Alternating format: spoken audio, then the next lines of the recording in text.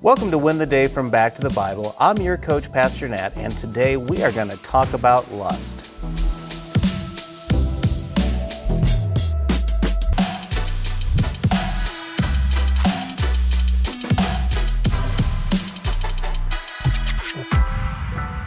After going through some challenges at the beginning of our marriage, my wife and I decided there were some non-negotiables. For example, we had a never use the D word rule. Well, what is the D word? The word's divorce. We decided we would not say it because it was never going to be an option.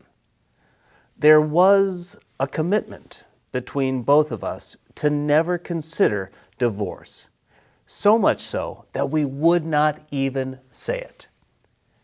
And now, 17 years after that commitment, we have not said it about our marriage. It simply is not an option. Now, from the feedback that you share, many of you are struggling with lust. For the guys, it can be looking at pornography. It could be gawking at women or watching and dwelling on things that cause you to stumble. For the women, it could be fantasizing over a could-be relationship, dreaming through your reading or show watching, or yes, even watching pornography. Regardless of how lust manifests itself, you have said that you want help. Well, King David has some foundational advice for us today. This is what David said in Psalm 101, beginning in verse 1. I will sing of faithful love and justice. I will sing praise to you, Lord. I will pay attention to the way of integrity. When will you come to me? I will live with a heart of integrity in my house. I will not let anything worthless guide me. I hate the practice of transgression. It will not cling to me. A devious heart will be far from me. I will not be involved with evil. If I could summarize what David just said, it'd be this: not an option. I like how the ESV translates verses 3 through 4. It says, I will not set before my eyes anything that is worthless. I hate the work of those who fall away. It shall not cling to me. A perverse heart shall be far from me. I will know nothing of evil. For David, to set his eyes on something vile and evil was not an option.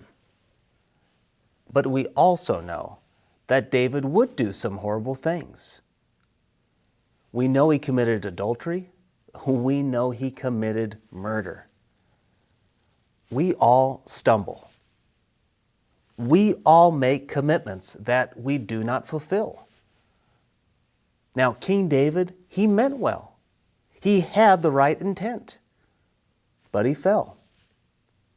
But when he sinned and broke this commitment, he repented of his sin and turned back to God.